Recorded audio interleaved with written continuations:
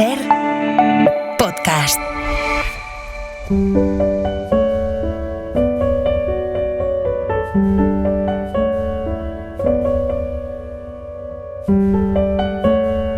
Un libro, una hora. Dirigido por Antonio Martínez Asensio.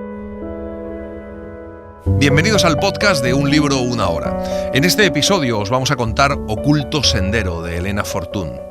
Elena Fortún, seudónimo de Encarnación Aragoneses Urquijo, nace en Madrid en 1886 y muere en 1952.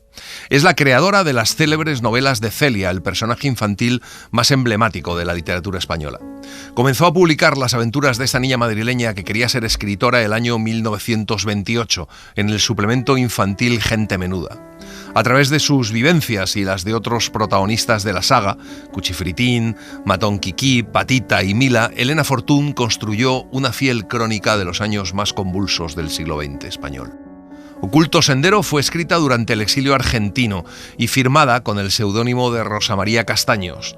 Permaneció inédita hasta 2016. Es una novela de crecimiento, una autobiografía que ofrece un retrato único de la intimidad y la lucha de Elena Fortún por la aceptación de su homosexualidad. Vamos allá. Cuando llegué del colegio, mamá hacía ganchillo junto al balcón que daba sobre la plaza de Matute y me dijo: «Ya me han dado justa tu vestido. Está precioso. Encima de tu cama lo he puesto». Y al verme salir corriendo, gritó: «¡No lo vayas a manchar!». Desde el pasillo lo vi, bien extendido, con los brazos abiertos, como si se hubiera desmayado. No sé cómo no me desmayé yo. Dios mío, qué desastre. No era el traje de marinero que me habían prometido. Así comienza Oculto Sendero, con María Luisa Arroyo, con 10 años, protestando porque ella quiere un traje de marinero, con gorra y todo, y por supuesto sin encajes. Poco después va con sus padres y con sus 2 hermanos, que solo son hijos de su padre, a comer a un restaurante en el día del aniversario de boda de sus padres. De pronto dejé de ver todo lo que me rodeaba para mirar la escalera de mármol por donde descendían 2 muchachas, 2 señoritas, decía yo. Dios mío, qué señoritas. Una es morena, lleva el pelo cortado como un hombre y pegado a la cabeza como un chico, pero su cabecita es pequeña y redonda, los ojos grandes y aterciopelados y los labios muy rojos. Su traje es lo más original y envidiable para María Luisa: chaqueta gris con solapas como la de cualquier hombre, camisa de seda, corbata y falda corta y ajustada, algo insólito en los primeros años del siglo XX. Se sientan en la mesa de al lado. Un perfume delicado nos envolvió. Yo lo aspiré emocionada, sintiéndome como en una nube. Qué manos tenían aquellas 2 señoritas. Eran como flores pálidas, blanquísimas, azuladas, con las uñas rosadas y brillantes. María Luisa no puede ni comer, avergonzada bajo su vestido con volante de encaje. Los padres de María Luisa contestan que en esos sitios tienen que admitir a todo el mundo y que una de ellas parece una mujer disfrazada. María Luisa no le quita ojo a las 2 mujeres, le producen estremecimientos de emoción, ríen sin ruido y hablan bajo, y encima fuman y cruzan las piernas y llevan la falda hasta la pantorrilla y van muy pintadas. Todo en ellas es delicioso para María Luisa. En cambio, odia a su familia. En aquel momento los detestaba a todos, por vulgares y ordinarios, y sobre todo por haber hablado mal de las 2 señoritas que olían tan bien. Al día siguiente en el colegio, la directora entra en clase en busca de María Luisa y le dice que está su padre esperándola. La quiere llevar a comprar un regalo para su madre. María Luisa se acuerda de lo bien que olían aquellas señoritas y le propone al padre que le compre a la madre una esencia. Llegan a una perfumería y María Luisa quiere reconocer a aquella señorita que comía en la otra mesa. Por lo menos es tan guapa como la de la noche anterior. Está probando una esencia que tiene dentro una rosa blanca y otro frasco largo en el que parece estar enrollada una serpiente de cristal verde. María Luisa también elige el de la serpiente. Pagó mi padre un montón de pesetas y el dependiente sacó de un cajón un frasquito de esencia y me lo regaló. Era muy chiquitín, pero la esencia trascendía a través de la cabritilla que cubría el corcho y me producía un verdadero éxtasis. Luego su padre compra unas medias y se van a casa. María Luisa sigue sin querer comer, así que sus padres se enfadan con ella y la castigan. María Luisa se pone a llorar. Al sacar el pañuelo del bolsillo cae al suelo el frasquito y mirándolo lo olvida todo. Por la tarde va de nuevo al colegio y al volver se sienta a desayunar con Casiana, la criada, que cuando ve el frasquito de esencia se encapricha de él y le pide que se lo regale, y como la niña no se lo da, Casiana se enfada como hace siempre. Esa noche, María Luisa tiene miedo, pero Casiana no la deja dormir con ella y María Luisa se pasa la noche llorando. Era en la primera hora del día, cuando mis padres aún no estaban levantados y Casiana barría el comedor, cuando yo salía al balcón desobedeciendo a mamá, que me lo tenía prohibido, porque en la casa inmediata vivían unas mujeres malas. Nunca explicaba por qué eran malas aquellas mujeres que nunca pude ver. Así que cuando María Luisa vuelve a discutir con Casiana, le dice que es una mujer mala, como esas que viven en la casa de al lado. Casiana se queda inmóvil un momento, la mira con sus ojos brillantes como si la fuera a matar y luego sale del comedor y se encierra en su cuarto dando gritos. Los padres no saben qué ha pasado y a María Luisa le da miedo contarlo. Cuando Casiana abre la puerta de su cuarto, está vestida y dice que va a matarse. María Luisa va corriendo a decírselo a su madre y al fin Casiana le cuenta a la madre lo que le ha dicho la niña. La madre coge a María Luisa de un brazo, llena de ira, la zarandea y la arroja al pasillo, donde cae al suelo sollozando. Entonces vino Casiana a levantarme y me llevó a su cuarto. De este modo incongruente y absurdo se comportan los mayores con los niños. El principal interés de esta novela de aprendizaje radica en su tratamiento de la identidad sexual y genérica, constituyendo una exploración única de las relaciones entre homosexualidad y heterosexualidad. La situación de la mujer creadora en las primeras décadas del siglo XX y su problemática relación con el otro masculino, que corta o dificulta su autoría y emancipación, es el otro gran tema de esta singular novela, testamento literario de la creadora de Celia, el personaje infantil más importante de la literatura española. María Luisa y su madre se van a Bilbao una tarde lluviosa de julio. La madre le dice que va a ver el mar. Cuando el tren se acerca a Bilbao, la niña siente en el aire un olor nuevo, desconocido, algo fresco y salobre que la envuelve, pero no pregunta nada. Un coche las lleva por las calles húmedas de fachadas grises a casa de la madrina de la madre, que las ha invitado a pasar unos días con ella. Es una amable viejecita que vive con una criada grande, con delantal blanco y un loro atado a la percha por una pata. La criada, una mujer muy grandota, lleva a María Luisa a las arenas. El mar. Nadie me dijo que lo fuera, ni lo miré, ni creo haberlo visto, pero lo sentí en mi piel. Entró en mis pulmones y lo oí con su ruido de sedas rasgadas, enteramente nuevo en mis oídos. Andábamos por la playa arenosa y yo comulgaba en la bruma de la tarde, en el perfume y en el ruido del mar, sin pensamiento, en perfecto nirvana. Pero es como si la niña hubiera tenido sensaciones salobres en la nariz, en el paladar, en la epidermis, en los oídos, pero solo el sentido de la vista no hubiera sido impresionado. En realidad es que no ha visto el mar. Después de comer van al circo. Lo que más le gusta a María Luisa es la écuyère, que sale vestida de bailarina y sostenida sobre un pie en un caballo blanco. Sale del circo sin hablar, con la imagen deslumbradora en la cabeza. En casa dice que lo que más le gustaría sería vestirse de hombre y montar a caballo. La madre asegura que no se la puede llevar a ninguna parte porque luego no dice más que inconveniencias. Solo en las ilustraciones de los cuentos había yo visto una escalinata de mármol como la del palacio de tía Teresa, iluminado por la luna la noche que llegamos, y en aquel parque espeso, rodeado de árboles frondosos movidos por el viento, debían producirse todas las maravillas. Por la mañana, una chica que se llama Aurora se ocupa de María Luisa. La ayuda a asearse, desayunan y bajan al jardín que rodea la casa. Hay como una especie de zoo donde ve jabalís, un lobo y un tigre. Conoce a Mateo, el hijo de la cocinera, que tiene una caja con más de 200 grillos, y al fin conoce a la señorita Dulce Nombre. A la niña le parece una princesa con su cabello negro dividido en bandos que una raya como un cordón de seda blanca separa. Es su prima. Dulce Nombre la lleva de la mano a un parterre y, paseando entre los mirtos recortados, le pregunta qué colegio va, qué hermanos tiene, si ha hecho la primera comunión. Ella ha estado en el colegio de Vergara desde los 8 años y ahora tiene 16.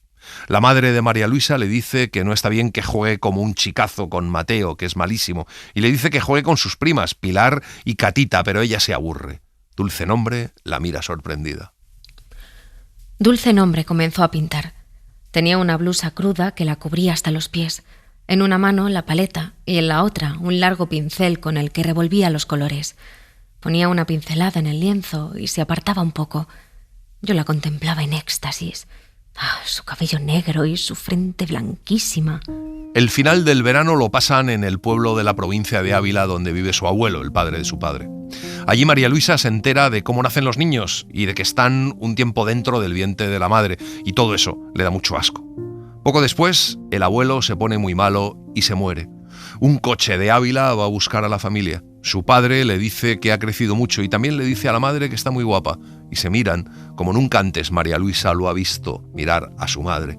La niña siente de pronto que todo lo que le han contado es verdad y que ella está excluida de un secreto sucio y terrible que existe entre sus padres. El padre ha decidido que pasen 8 días en Ávila porque quiere descansar. El cuarto de la fonda es grande y con 2 alcobas, una con 2 camas para los padres y otra pequeña con una sola cama para la niña. Una mañana, que se despierta tarde, María Luisa se va a la alcoba de sus padres. En la cama donde dormía papá no había nadie y la ropa arrastraba en el suelo. En la otra estaban los dos y me miraban asombrados y azarados. Sus cabezas juntas en la almohada se alzaban para mirarme y salí sin hablar. Toda la vergüenza que puede caber en una criatura humana subía a mi garganta para ahogarme. María Luisa se encuentra con grandes cambios a la vuelta del verano. En su casa han instalado luz eléctrica. Las niñas del colegio han crecido todas y se peinan de otra manera y ahora son las mayores. Encarna y María Icart, 2 bonitas niñas que siempre han querido ser amigas de María Luisa, le dicen que hay que tener mucho cuidado con los hombres, que basta con sentarse al lado de uno de ellos en el tranvía para que al poco tiempo se hinche la barriga y nazca un niño. Sole es la que está más enterada, es una chica baja y gorda con las manos llenas de sabañones en el invierno porque antes de ir al colegio hace la compra, enciende la lumbre y hasta friega los cacharros. Todas las niñas desprecian un poco a Sole. María Luisa lo que quiere es acercarse a Emilia Ontiveros, la niña nueva, a quien todas las de la clase admiran. Tiene 12 años espigados y esbeltos. Y es Emilia la que le cuenta una tarde que ya es mujer. Cuando se lo explica, María Luisa se queda aterrada. Poco después, María Luisa se pone enferma. Cuando me levanté de la cama, flaca y amarilla como un fideo, ya era cerca de carnaval. Casi al mismo tiempo que yo, había caído enferma mi madre, y fue tía Manuelita quien se instaló en mi cabecera, cuidándome de noche y de día en las 2 semanas del sarampión y en todas las complicaciones que se me presentaron después. En el colegio se prepara una exposición de labores para fin de curso y desde el mes de enero están todas trabajando en ella. Después de su enfermedad, la profesora le encarga a María Luisa que haga una labor muy sencilla. En esa época, la mayor preocupación de la niña es saber quién es su mejor amiga y qué niñas la consideran a ella como su mejor amiga. En los últimos días de abril, María Luisa siente por primera vez la primavera de un modo confuso y lánguido. Tiene una necesidad urgente de querer y ser querida. El mes de mayo se llena de emociones místicas. La necesidad de verter sus confidencias íntimas, siempre ahogadas por la incomprensión de los mayores, hacen a María Luisa hablar mucho con sus amigas. Dice que en su casa no la quieren. Su amiga Pilar es la llama abrasadora que ciega sus ojos y en torno de la que da vuelta su alma como una mariposa atontada. Precisamente por aquellos días, Pili había comenzado a cambiar su amistad poco expresiva por una condescendiente indiferencia. Al principio el cambio fue pequeño, aunque una desgarradora tristeza me invadió al advertirlo, pero después se hizo hasta irritable contra mí. Una tarde Pili está en el descansillo de la escalera y María Luisa la empuja por la espalda y la niña cae rodando la escalera con gran estrépito. Cuando se lo dicen a la madre de María Luisa, no da crédito a lo que ha hecho su hija. La echan del colegio. El médico aconseja los baños de mar para María Luisa y los de un balneario del norte para su madre. Esta vez sí que ve el mar. Sus ojos se saturan de horizonte marino, misterioso, sobrenatural, sereno.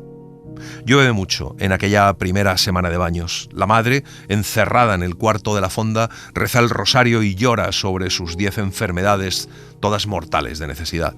María Luisa, mientras, visita todos los rincones del jardín. Cuando mamá juzgó que había tomado bastantes baños y me había saturado de brisa yodada para todo el invierno, fuimos al balneario donde ella haría su novenario de aguas. La madre se hace amiga de unas señoras viejas que tienen un hermano tan viejo como ellas. Otros amigos son un matrimonio con una hija y una sobrina, y también habla mucho con el señor juez. Todo el mundo le llama así. Es un hombre que está solo, sin familia y que es gordo y con la barba en punta y muy negra. El señor juez quiere mucho a María Luisa y constantemente la llama para decirle que es una chica muy salada. Le pregunta siempre si quiere ser su novia y ella un día le dice que sí. Así que desde ese día juegan al billar juntos. María Luisa juega muy bien y se divierte. Y un día el señor juez está solo en la sala de billar y pronto empieza a abrazarla y a darle besos. Al fin me cogió contra la pared y, aplicando sus labios gordos a los míos, me besó ávidamente, metiendo casi su boca entre mis dientes al mismo tiempo que su lengua gorda y repugnante buscaba la mía hasta casi asfixiarme, y su cuerpo se aplastaba contra mi pecho y una pierna se incrustaba entre las mías. María Luisa sale corriendo llamando a su madre. Cuando le cuenta lo que ha pasado, la madre le pregunta si hizo algo más y luego pide hablar con la dueña de la fonda. Poco después se enteran de que el señor juez se ha marchado. El otoño comienza con muchas novedades. Casiana ya no está en casa porque la han despedido. En su lugar llega Felipa, rubia, pecosa y no menos bruta que su antecesora. La cama de María Luisa es trasladada al cuartito del pasillo donde antes estaban los armarios. Todos los días, de 10 a 12, va doña Sacramento a tomarle las lecciones y a enseñarle labores y piano. Y aún había otra innovación.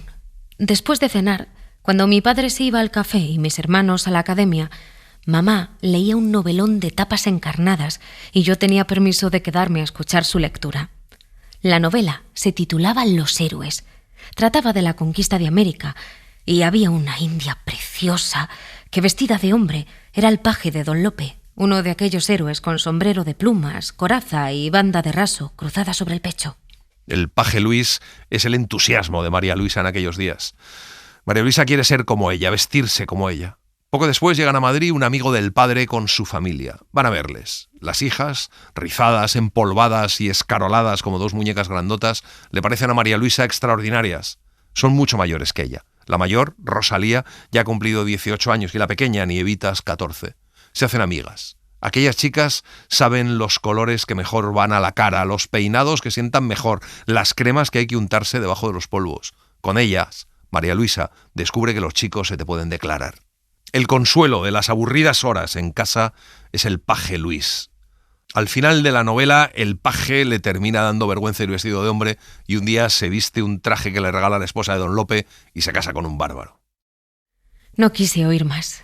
Me acosté, me tapé la cabeza con el embozo y lloré sin consuelo. Ahora sí que me había quedado sola. Ya no tenía a nadie. Y repitiéndolo, me quedé dormida. Una profesora joven, la señorita Clara, ocupa el sitio de doña Sacramento. Estudia con ella literatura, gramática, historia del arte e historia natural. Los libros son para María Luisa lo único interesante de la vida y la señorita Clara se admira de la facilidad con que asimila todo. Además, descubre que María Luisa tiene una gran aptitud para el dibujo y la pintura. Propone a los padres que le busquen un profesor. María Luisa empieza a hacer composiciones literarias y la señorita Clara está encantada con ella. María Luisa está encantada también de poder decir en palabras escritas todo cuanto se le pasa por la cabeza. Era como si los pozos de mi alma salieran a la superficie convertidos en diamantes, como si soltara de mis hombros un peso que toda la vida me había abrumado, como si hubiera descubierto la puerta misteriosa de la verdadera libertad. La tía Manuelita es la que busca al profesor de pintura. El pintor es un muchacho de más de 20 años, delgado, esbelto, con camisa floja y chalina negra. Ojea los dibujos de María Luisa diciendo que no están mal y desde el día siguiente Jorge Medina va 1 hora todas las tardes. Además de enseñarle dibujo, le presta libros y habla con ella. Con él, María Luisa no es tímida y constantemente quiere saber más. Un día, ella le dice que él es el único amigo que ha tenido nunca. Algunas veces deja de ir 2 o 3 días porque se va a pintar a la sierra y al volver le cuenta su viaje. Alguna vez iríamos juntos, cuando yo fuera mayor, y si para eso era preciso casarse, nos casaríamos. No, yo no me quería casar nunca. Yo quería viajar, leer mucho, pintar y no tener hijos. Todo esto podía ser tratado sencillamente porque nunca un pensamiento turbio empañaba nuestra limpia amistad. Jorge le dice que no debe imitar a nadie, ni a personajes vivos ni novelescos, sino desenvolver su personalidad. Pero María Luisa no sabe muy bien cómo es, no se ha mirado desde fuera.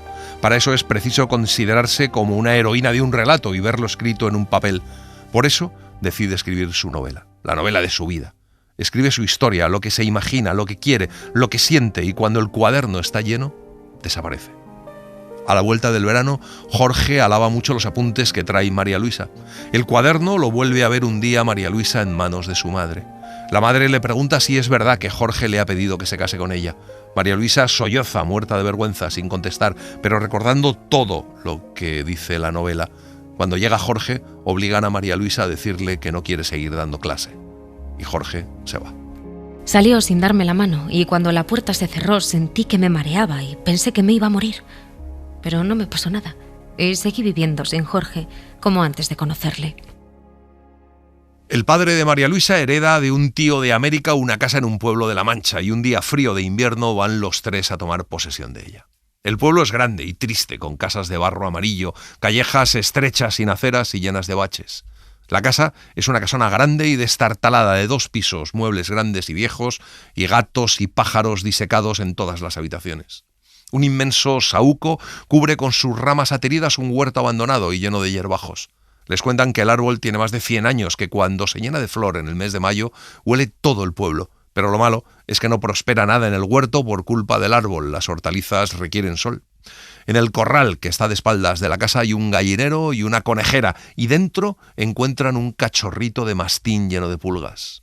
Se instalan en la casa. Van a verles las principales familias del pueblo. A los 8 días ya conocen a medio pueblo. A María Luisa la invita a una amiga que está enferma a ir a verla y al volver a casa espera ver el saúco desde la plaza, pero no lo ve. Se habían dejado abierta la puerta de casa y crucé el vestíbulo sin que me vieran. El saúco estaba tendido sobre la tierra removida. Parecía más gordo y más grande que cuando servían sus ramas de dosel, y sobre su tronco de corteza áspera y vieja, mi padre y el hortelano fumaban. El huerto, sin el árbol viejo, se ha convertido en un feo corral. Y encima han tirado al perro al pozo para que se ahogue en su ausencia. María Luisa se sienta en el escalón de la puerta de la cocina y llora por el cachorro ahogado en fango y por el árbol viejo tendido sobre la tierra removida. En los días siguientes, María Luisa guarda a sus padres un áspero rencor. Permanece en su cuarto leyendo. Su padre solo habla de traspasar la tienda y retirarse a vivir definitivamente al pueblo. Una tarde, que ha estado su padre regando el huerto, se acuesta con fiebre. 2 o 3 días después se vuelve a Madrid. Cuando María Luisa y su madre vuelven a casa, la portera les para en el portal. Les dice que el señor anda malo hace 2 días. En 3 o 4 días hubo 2 consultas y le vieron varios médicos. Al fin todos dijeron que no tenía remedio y nos dejaron solas a mamá y a mí, con tía Manuelita, que había venido al saberlo. Al 4.º día, después de una lucha terrible entre una naturaleza aún joven y sana y la intoxicación que los pulmones inflamados llevaban a la sangre, murió papá, sin casi habernos conocido desde que llegamos a casa. La madre solloza desgarradoramente en una butaca de la sala. Le dice a su hija que ya no tienen quien les gane la vida. También María Luisa llora. Comprende que algo de su vida acaba con su padre. En el mes de mayo muere la tía Teresa, dejándolas en herencia unos cuantos miles de pesetas. Entonces deciden trasladar definitivamente su residencia a la casa del pueblo manchego. Fortuny elaboró en sus libros publicados el testimonio exhaustivo de una época.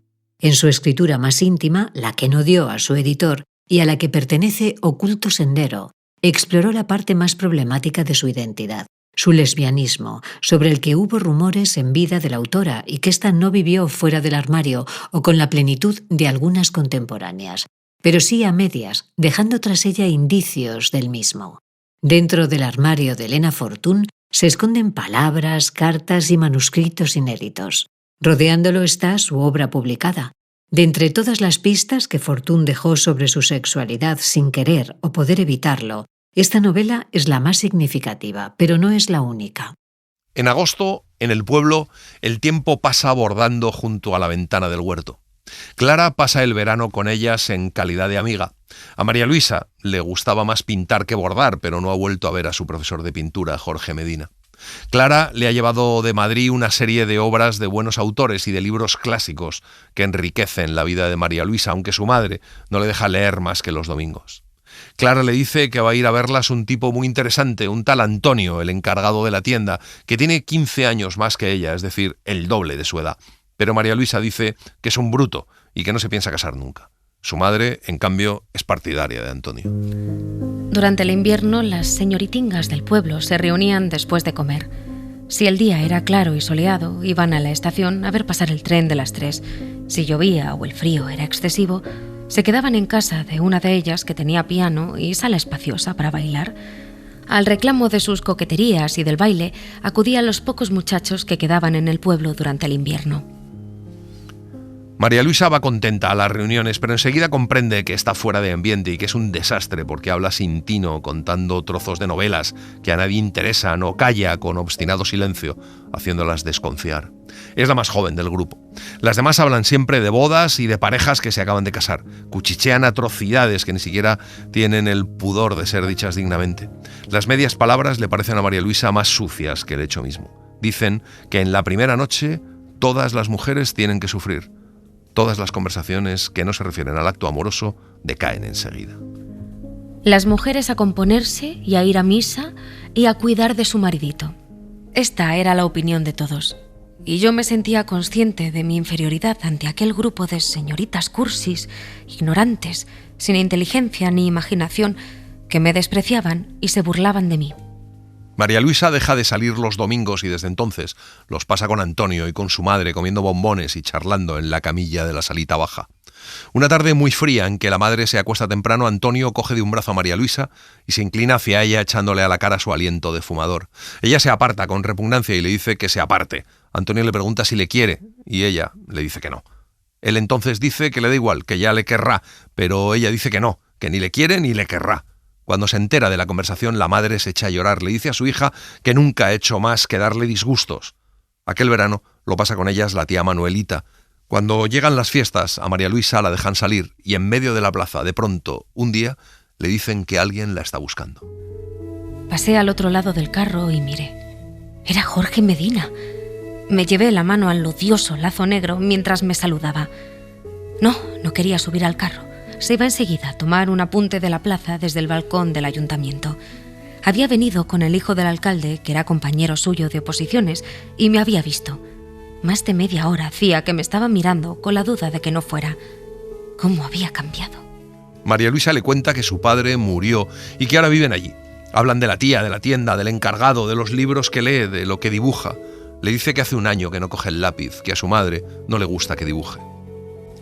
Hemos tomado distintos caminos y ya es difícil que volvamos a encontrarnos. Me alegraré de que alguna vez seas dichosa, chiquilla, y perdona si algún mal te hice. Tiene las manos de María Luisa entre las suyas. Le dice que se va a las 7 y se va. María Luisa vuelve a casa en busca de tía Manuelita y le dice que la tiene que acompañar a la estación a ver a Jorge sin que se entere su madre. Cuando van entre un río de gente por la Alameda que acaba en la estación, se encuentran con él. Charlan alegremente. La tía se rejuvenece hablando de viajes y Jorge ha estado un año en Italia. Les cuenta que está haciendo oposiciones a una cátedra y que en cuanto las gane, se va a una provincia a vivir en paz. Yo no sirvo para la vida. La gente no me gusta. Cada vez vivo más aislado. Libros, pinceles, eso es lo único que vale la pena. Y el campo. María Luisa escucha en éxtasis. Ni la tía ni ella dicen en casa una palabra de Jorge, pero su madre sabe que Jorge está en el pueblo. María Luisa va por la tarde a la verbena. Al día siguiente, tía Manuelita escribe a Jorge y le hace a María Luisa poner unas letras. Pasa el verano y el otoño y llegan los días cortos y fríos del invierno. Ya no está tía Manuelita para animar los largos silencios llenos de reproches. Tía Manuelita va un día a verlas y le lleva a María Luisa un pequeño cuaderno con varios apuntes de Jorge. María Luisa le escribe una carta dándole las gracias. Empieza alabando y agradeciendo los apuntes y acaba diciendo que se muere de pena, que no puede más. Una semana después, Sabina, la muchacha, le dice que ha recibido una carta con un sobre cerrado para ella dentro. Es de Jorge. Aún no puedo sacarte de esa tristeza en que vives, pero si más adelante pudiera, ¿consentirás en casarte conmigo? Es esta la única manera en que dignamente puede un hombre ayudar a una mujer. Si no quieres, no temas decírmelo, y te prometo hacer por ti cuanto esté en mi mano, que en ese caso será poco. María Luisa no duerme nada en toda la noche. Casarse es salir de esa casa que nunca ha sido suya, no sufrir más las embestidas de Antonio y las malas palabras de su madre, pintar junto a Jorge y leer. Tal vez tener una bonita casa con jardín cerca del mar. Hay, sin embargo, algo que no quiere pensar. Le contesta que sí que quiere casarse con él, cuando sea y como sea. Luego le pide que la escriba todos los días. Todo cambia en torno a María Luisa. La casa es más luminosa, los mirlos anuncian ya la primavera. Sabina llega una mañana escandalizada de la plaza porque allí comentan que Antonio era el querido de María Luisa. En la carta del día siguiente se lo cuenta a Jorge y la contestación llega a los 2 días en una carta seca y corta en la que Jorge le dice que todo ha terminado entre ellos, que una mujer que está en entredicho no tiene más que resignarse con su desgracia. El altar en que yo tenía a Jorge se desmoronó. arrastrando con él toda mi fe y mi esperanza en una existencia mejor. Con los ojos ardientes y secos y el pensamiento anonadado, viví como un autómata una semana, hasta que el domingo llegó tía Manuelita. Le dice que a los hombres no se les puede decir la verdad nunca. Tía Manuelita se lleva una carta para Jorge, que contesta enseguida perdonándola el disgusto que le ha dado por una chiquillada. Jorge termina pidiendo permiso a la madre para ir 2 veces por semana. Cuando llega Jorge, la madre no les deja solos un momento, pero está amable con él.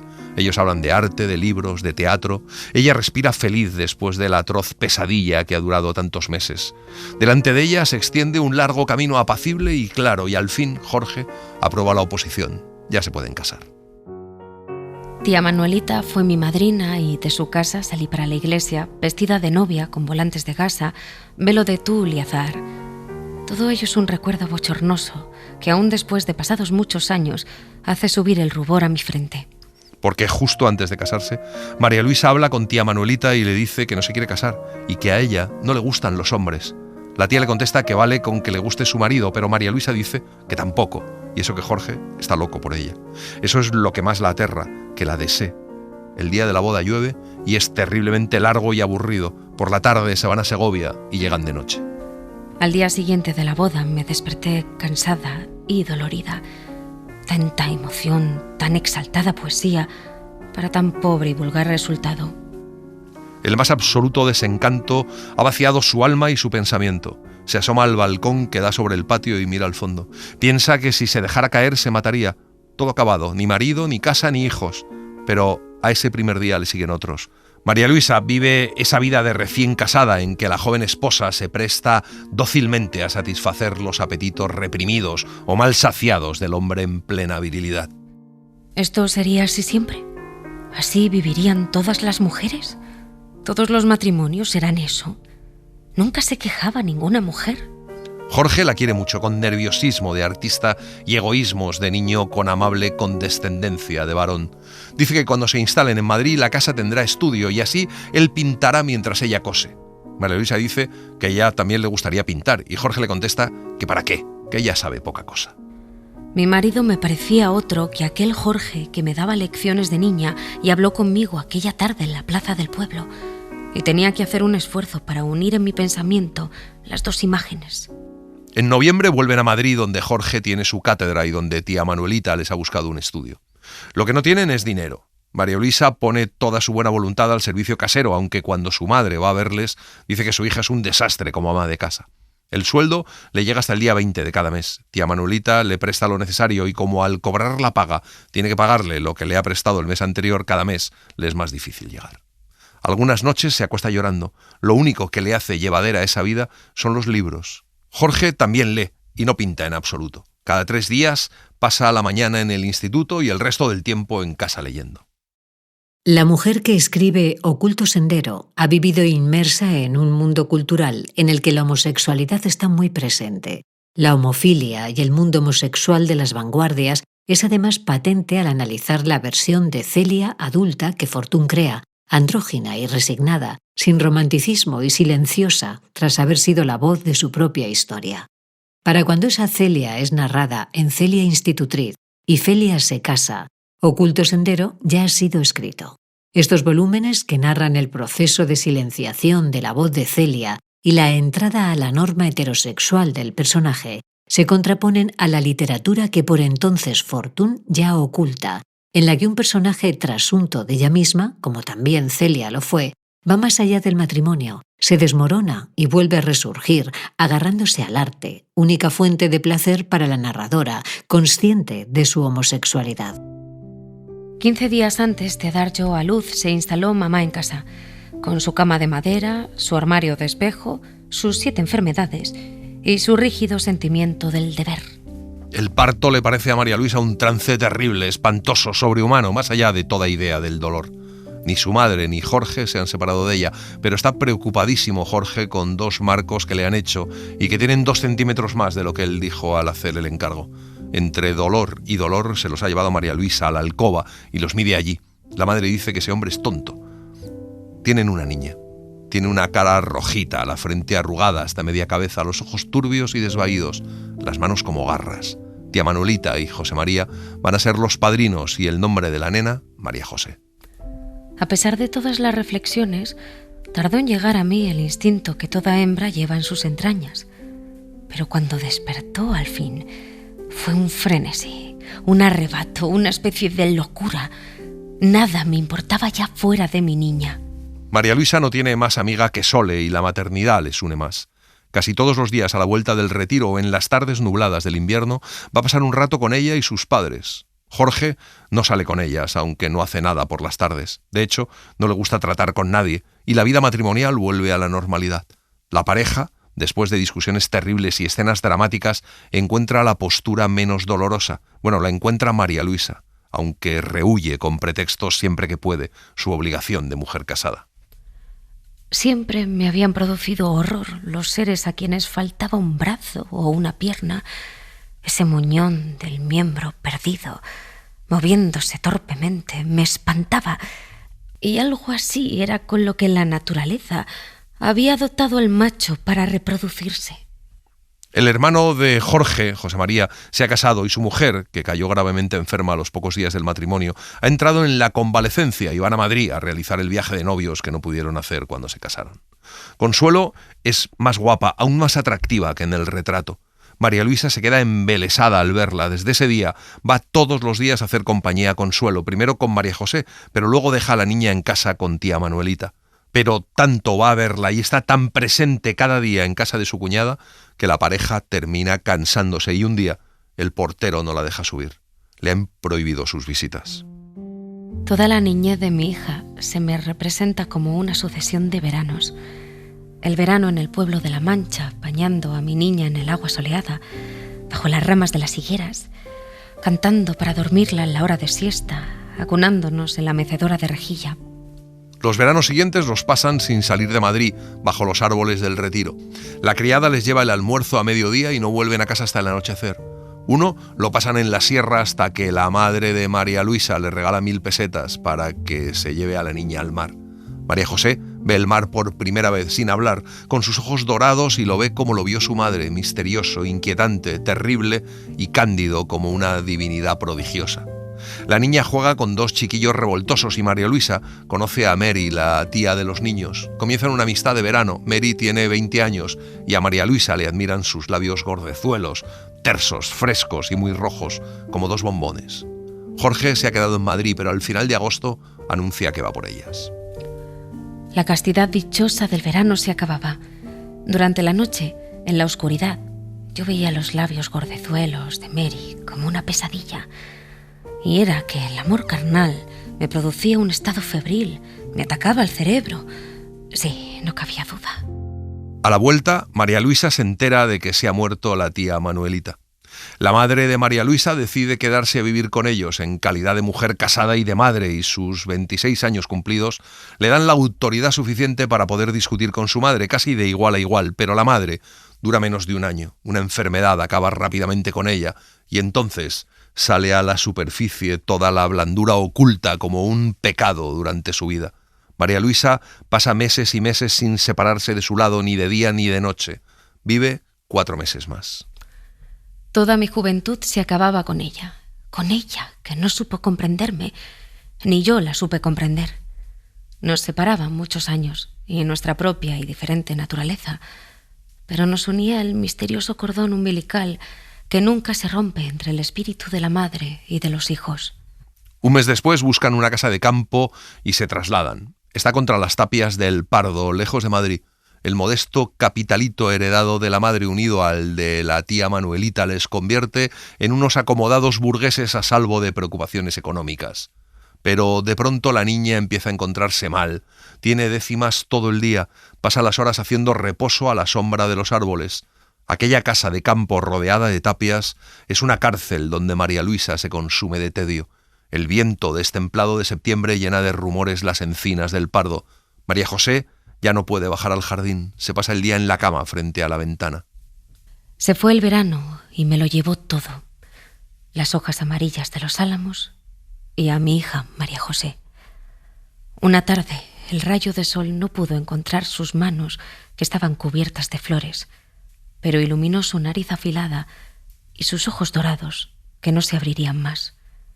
Dentro de la casa sonaba el llanto de Jorge como un alarido desgarrador. 2 años después, María Luisa y Jorge amanecen sobre la cubierta de un barco. Ven salir el sol rojo y ardiente y por primera vez después de 2 años largos y amargos, el corazón de María Luisa se oprime por otra tristeza que no es la habitual, sino la emoción mística de la belleza. Llegan a Canarias, donde les esperan José María, el hermano de Jorge, y su bella mujer, Consuelo, a los que hace 10 años que no ven. Jorge se emociona al abrazar a su hermano. María Luisa llora al apretarse contra el pecho opulento de Consuelo. Consuelo. ¿Quién podría reconocerla en aquella señora gorda que se acunaba al andar? Todo lo había perdido. Su gracia adolescente, las líneas de su cuerpo de estatua y hasta la dulzura de su acento gallego que molestaba a José María. A los 8 días se trasladan a su casa, un pisito amueblado en el centro de la población, pretencioso y de mal gusto, pero alegre y cómodo. Desde que murió la niña, Jorge ha respetado el dolor de María Luisa, pero después de llegar a la isla una noche, sin saber cómo, ella se encuentra en sus brazos y por la mañana vuelve a sentir aquel desvarío próximo a la locura de otras veces. Poco después, conoce a Fermina Monroy, 35 años, soltera y nacida en la isla. Tenía verdadero deseo de hablar con usted y confieso que he venido solo por verla esta noche. Ante mi mirada de asombro, continuó: la vi a usted el día que desembarcó. Llevaba usted ese mismo traje negro, camisa de seda gris y fieltro. Entre aquel grupo de señoras vestidas de papagayos se veía lo que era usted. Perdone si la molesto. Me dije: tienes una amiga más. Saca la pitillera y ofrece un cigarro a María Luisa, que le dice que no fuma, y Fermina le contesta que hace mal, que es preciso tener todos los vicios para conocer todos los placeres. Luego le pregunta si es artista y termina comentando que es un desastre que mujeres como ellas estén casadas. ¿Por qué me comparaba con ella? Como no fuera porque las dos nos vestíamos lo mismo, no podía comprender qué nos unía. Fermina le cuenta que ella escribe y le invita a ir a su casa. Le dice que allí conocerá a una chica pintora, que se reúnen todos los lunes. Y en casa de Fermina, María Luisa conoce a Lolín, una muchacha pintora muy guapa que fuma pitillo tras pitillo y que tiene el aire más pícaro y desenfadado del mundo. 2 veces por semana se reúnen en el saloncito de Fermina y allí María Luisa se aficiona a los cigarrillos ingleses. Un día, su cuñada Consuelo le dice que Fermina se enamora de las mujeres y que ha tenido queridas. María Luisa ni siquiera sabe cómo puede ser eso, pero ese comentario hace que deje de ir a casa de Fermina. Las cosas van mal con Jorge, cada vez se entienden menos, discuten. Un día, María Luisa se encuentra con Lolín y hablan de pintura. Lolín le ofrece un trabajo pintando abanicos y tiene muchísimo éxito. Hasta Jorge, cuando lo ve, lo alaba sin saber que los ha pintado su mujer. Comenzaba a brotarme del alma una felicidad nueva, callada y recogida, mía únicamente, y tan firme que las palabras desdeñosas o duras de mi marido rebotaban sobre ella sin lograr herirla.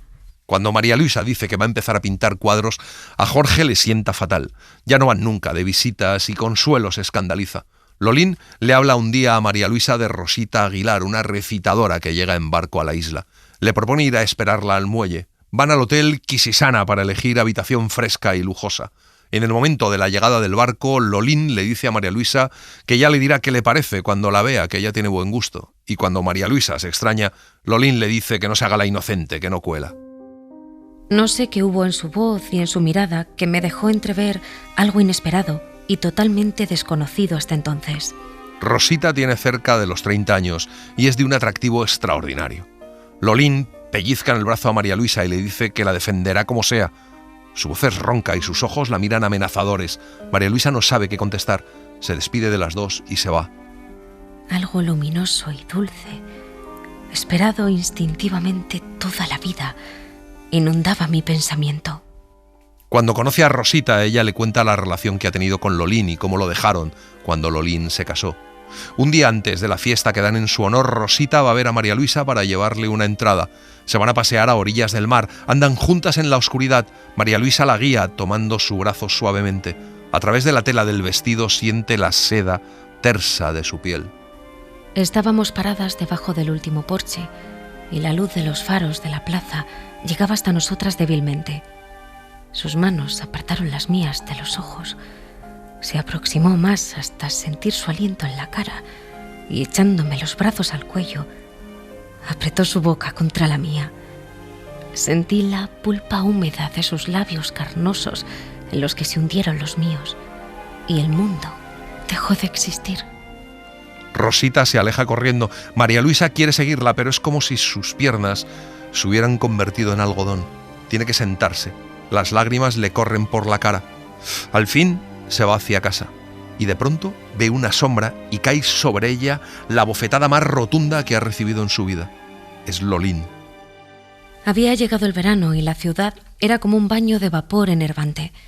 Consuelo se fue de veraneo al campo con sus chicos y nosotros alquilamos una finca en la subida de la montaña, no lejos de ellos.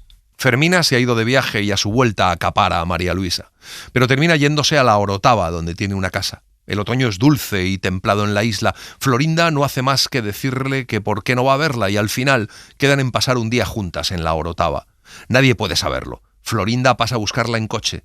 La finca es maravillosa. Las reciben una docena de criados en fila. Por dentro la casa tiene algo de barco y está perfectamente distribuida.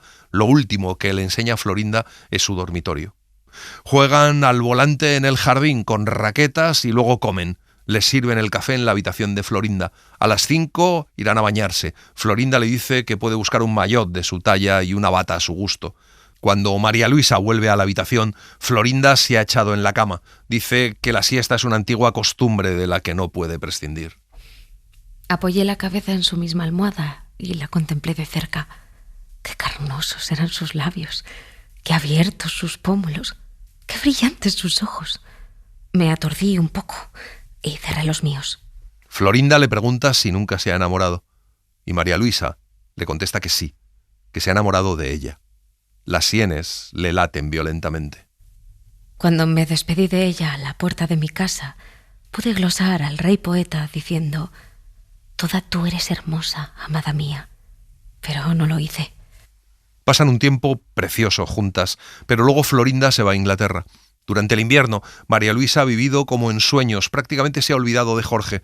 Se pregunta qué es de él en su vida. Florinda escribe desde París, después desde Roma, Venecia, Nápoles.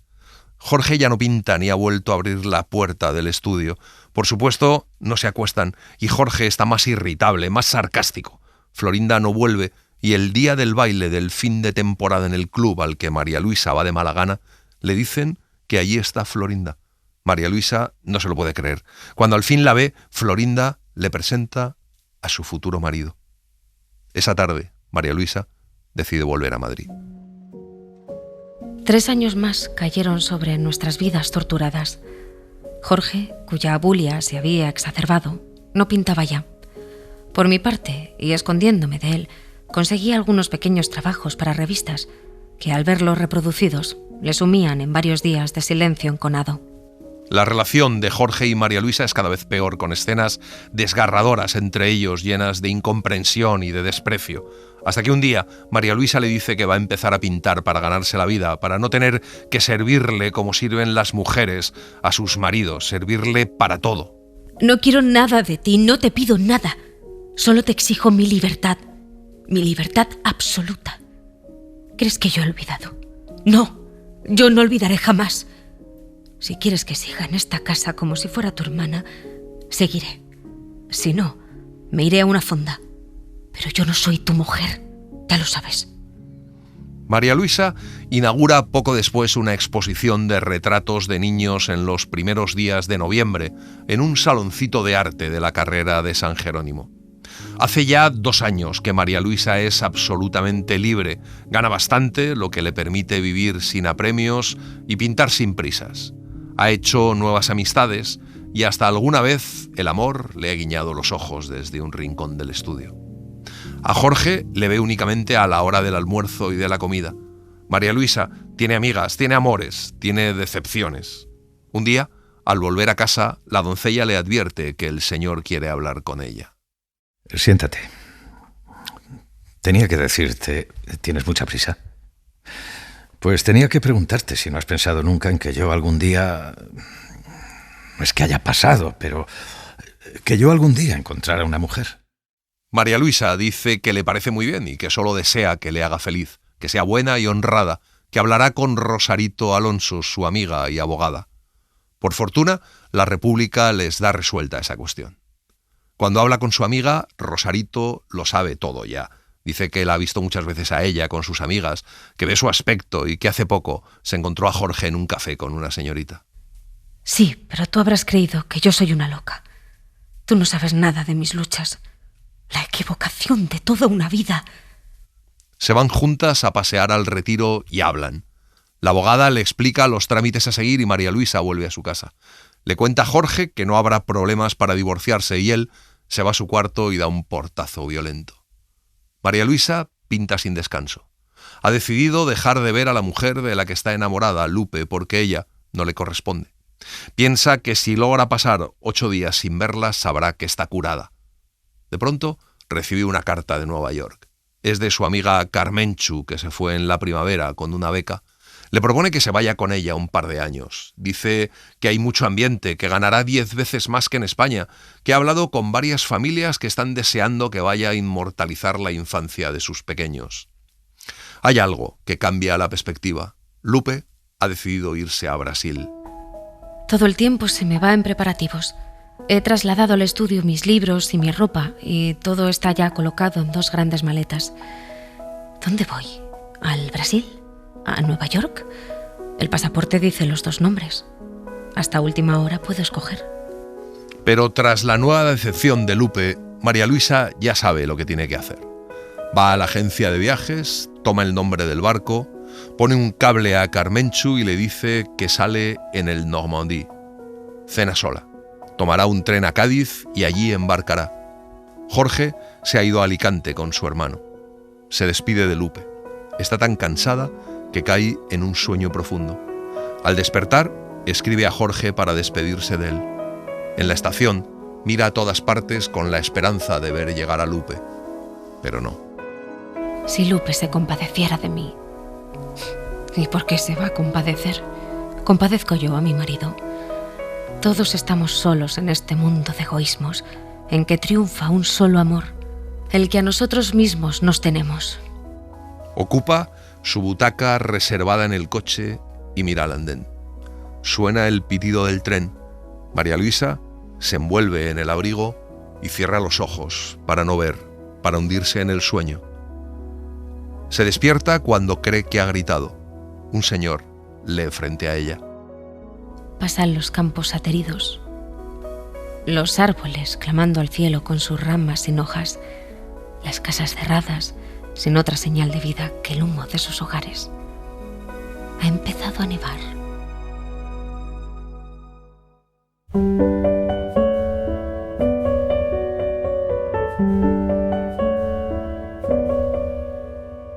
Y así les hemos contado Oculto Sendero, de Elena Fortún. Hemos seguido la edición de la editorial Renacimiento, con introducción crítica de Nuria Capdevila Argüelles, de la que hemos citado varios fragmentos. Gracias por estar ahí y gracias por leer. Un libro, una hora, en la cadena SER. Un programa escrito y dirigido por Antonio Martínez Asensio, con Laura Carrero del Tío y Eugenio Barona, y la participación de Olga Hernán Gómez. Edición y montaje de sonido de Pablo Arévalo. Diseño sonoro de Julia García Soto. Y en las redes, Laura Martínez Pérez. Para no perderte ningún episodio, síguenos en la aplicación o la web de la SER, Podium Podcast o tu plataforma de audio favorita.